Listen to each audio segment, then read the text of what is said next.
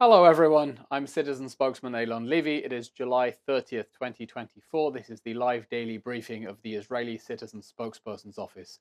We are live on Instagram, Twitter, YouTube, and on LinkedIn, and available afterwards wherever else you get your podcasts.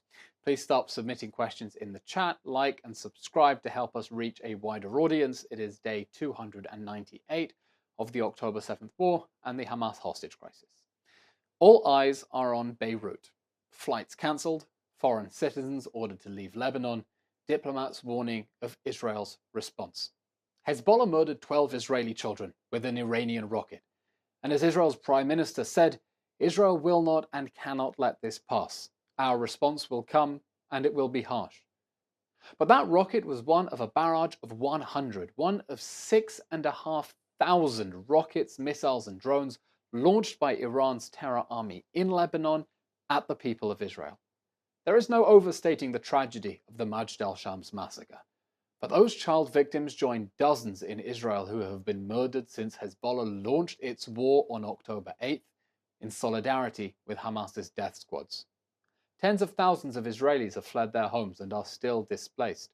Everyone in Israel lives under the threat of the 200,000 Hezbollah rockets aimed at their families. Israel and Hezbollah are on the brink of a potentially catastrophic escalation because the world has failed to stop Iran's proxy army in 10 months of constant attacks on Israel. Whatever happens next, it won't be the end if Hezbollah and Iran's other proxy armies continue their war on 7 fronts, which is exactly what Iran says they will do. Iran's new president, Masoud Pezeshkian, met with Hezbollah's number 2, as well as the head of Palestinian Islamic Jihad and the leadership of Hamas, all of whom took part in the October 7th massacre. He pledged that supporting these proxy armies is, and I quote, a legitimate duty and one of Iran's basic policies. Pezeshkian also threatened serious consequences if Israel acted to stop Hezbollah's attacks against its people.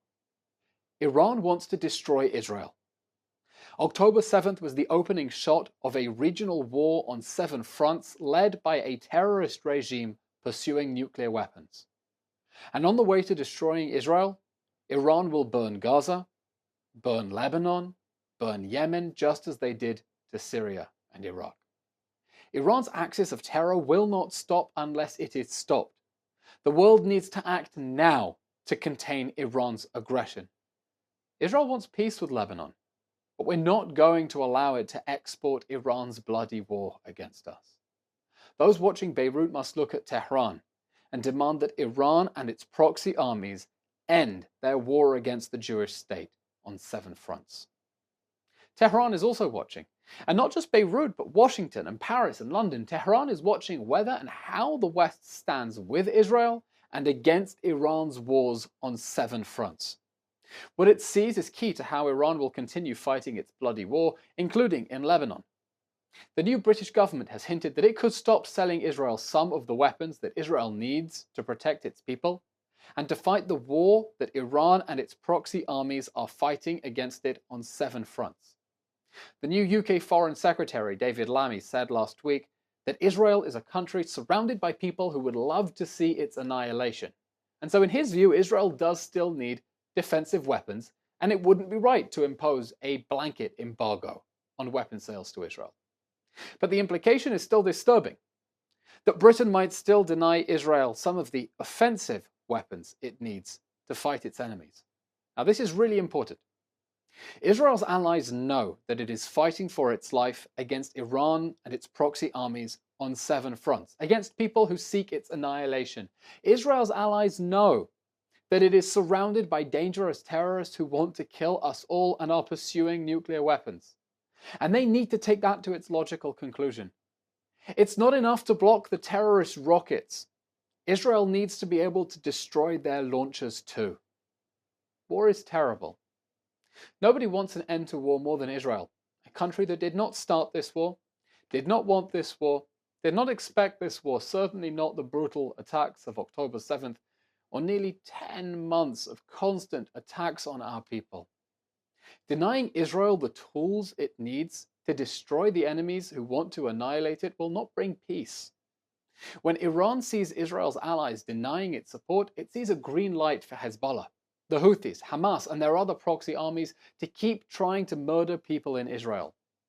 Rockets and drones got through Israel's defenses these last weeks, with a bloody, tragic cost in innocent lives. Does the West want Iran to try again? Iran is attacking Israel through its proxy armies and threatening destruction if Israel defends its people. If the West wants to end Iran's war because Iran is an enemy of the West, an enemy of the free world, an enemy of all democracies, then Western countries must back Israel in containing Iran's aggression and make sure that Iran sees clearly where they stand. We'll now take some questions. Just a word for those asking how you can help us. Please go into the links in the description wherever you are watching, and in the link in bio on our social media accounts. There will be a link to the JGive charity campaign where we warmly invite you to contribute to the Israeli Citizen Spokespersons office. Those donations are critical for us to be able to continue the fight. And please also sign up to our email list. I promise that we won't spam you, but we do want to build a community of people who are committed to helping share the truth and help Israel fight against its enemies in the information war. So we'll now take some questions from our audience watching live on social media. Please submit questions wherever you are watching. First question today comes from Golda Schmidt, who asks on Instagram, do you think a diplomatic solution is possible in northern Israel? Golda, we definitely hope that a diplomatic solution is possible to get Hezbollah away from the border, because if Hezbollah does not back away, Israel is going to have to push it away. Israel wants to push Hezbollah away from the border to stop the constant rockets on northern Israel, but more importantly, so people can go home safely without fearing another October 7th style massacre and hostage-taking event just like happened in Gaza on October 7th. Israel's citizens need to know that they can go to sleep safely in their beds and not wake up in Lebanon in their pajamas. And that's why Israel is demanding that Hezbollah be pushed away from the northern border, past the Litani River, where the United Nations has ordered Hezbollah to go. That's under Resolution 1701 that ended the 2006 war. That war ended with a promise that Hezbollah would back away from the border. And all Israel is asking for now is the implementation of a UN Security Council resolution. Now, this isn't going to happen if countries around the world continue to tell Israel to exercise restraint and not to retaliate after Hezbollah murdered 12 Israeli children. It will only happen if there is a serious threat of an Israeli military response, because that's creating pressure inside Lebanon, where the Lebanese people are going to Hezbollah and saying, what the hell do you think you're doing attacking Israel from southern Lebanon? Get away from the border. We don't want a war. So if there is any hope for a diplomatic resolution, it's going to be by putting more pressure on Hezbollah to back away from the border. Because we don't want to see a war, but we need to get our people safely back to their homes. We need to end the war that Hezbollah declared against us on October 8th, one way or another.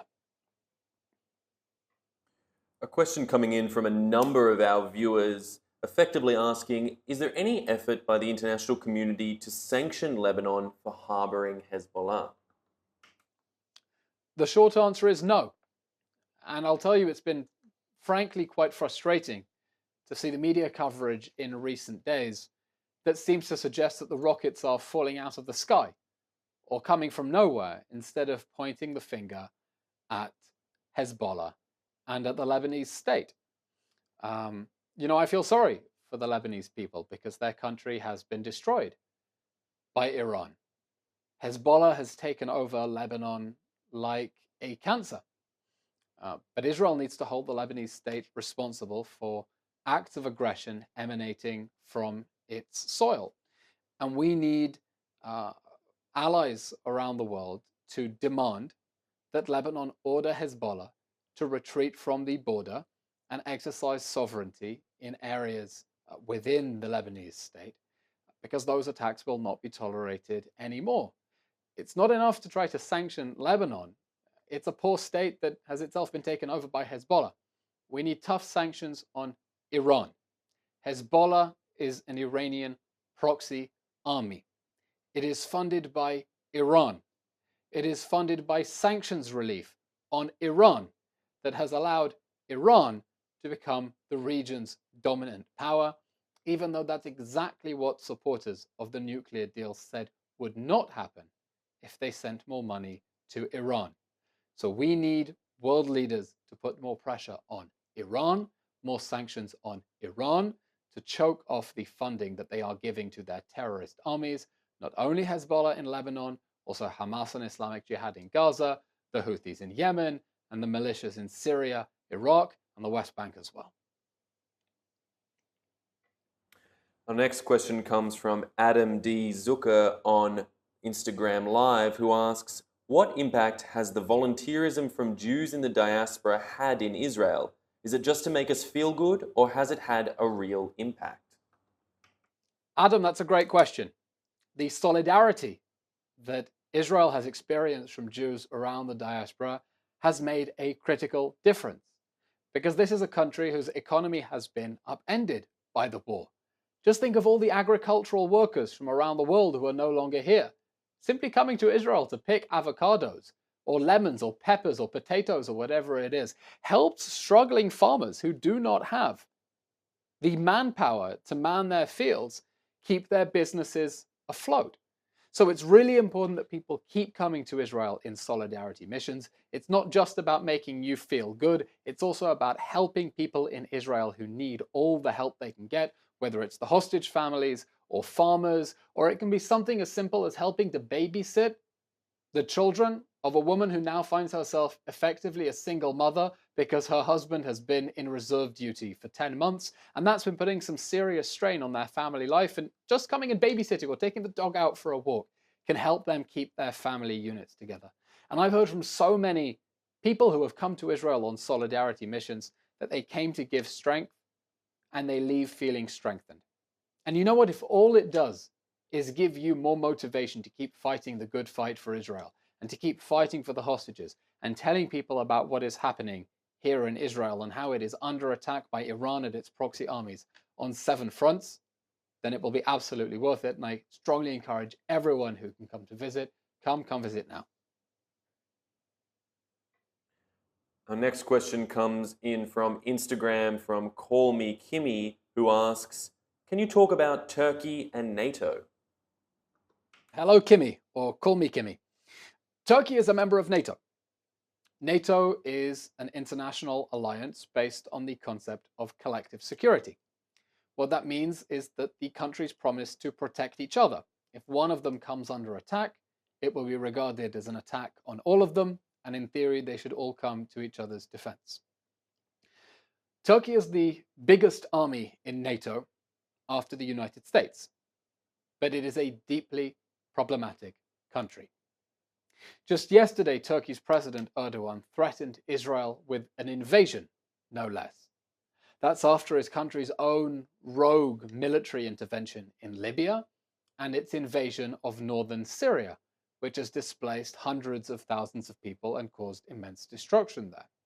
Israel's foreign minister has demanded that Turkey be kicked out of NATO, that it is unacceptable for the United States and France and Britain and other Western countries to be in a collective security pact together with a country that is threatening Israel with an invasion. And it's important to understand that Turkey is a deeply problematic actor that is not strengthening regional security in the region, but is instead actively hosting Hamas's leaders, treating wounded Hamas fighters in its hospitals, and now threatening to join the war that Iran and its proxy armies are waging against Israel on 7 fronts. And outrageous statements like this by Turkey's leader cannot go unanswered by the international community, or his threats will only escalate. And the more countries he threatens to attack, the weaker NATO will be. The more Turkey's president goes rogue, the weaker the Western security alliance is that is supposed to keep Europe and the United States safe from their common enemies. Next question comes from What I Just Said on Instagram, who asks, how are Druze in the north feeling about the IDF response to the attack? Are they satisfied or still threaten to take matters into their own hands? The Druze in the north are rightly furious that 12 children were murdered by an Iranian rocket fired by Iran's proxy army in Lebanon. But Israel's response has not yet come. There has been a back and forth. There have been sirens in the north. Israel has attacked certain Hezbollah targets in Lebanon, but this event is not over. After a drone managed to enter Tel Aviv from Yemen and killed one of my neighbors in Tel Aviv, Israel sent warplanes all the way to Yemen and bombed the port of Hodeidah, where the Houthis had terrorist infrastructure. Israel is now vowing that there will be a serious response to Hezbollah, but that has not come yet.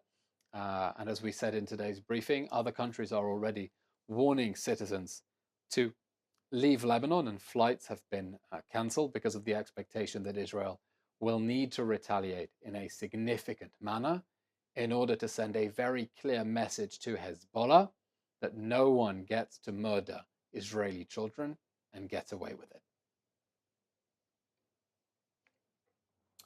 And last question for today comes from Jared Ha on Instagram, who asks, how do you explain the headlines about rockets falling out of the sky from the direction of Lebanon without pointing at Hezbollah? Jared, that's an excellent question.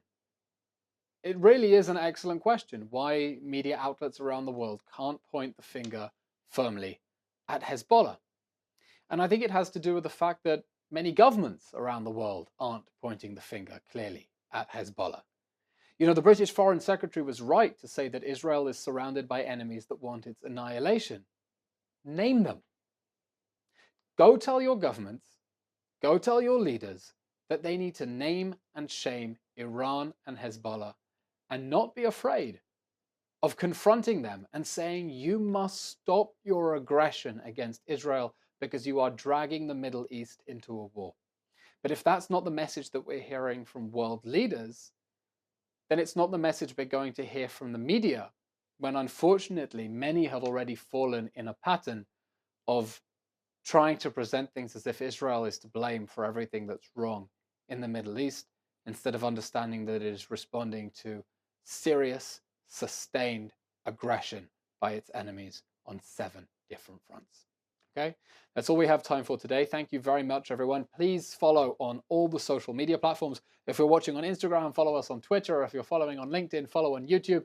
Please remember, we are also available in podcast format. So if you're not watching live, please download the podcast, send it to your friends, family, so they can listen on the train on the way to work or while they're driving. Give us 10 minutes of your time, no more, each day, so we can arm you with the information and the sound bites and the talking points that you need in order to keep telling the truth and fighting for Israel as it comes under attack by Iran and its proxy armies on 7 fronts. And of course, keep fighting for the freedom of the hostages still trapped in the Hamas terror dungeons.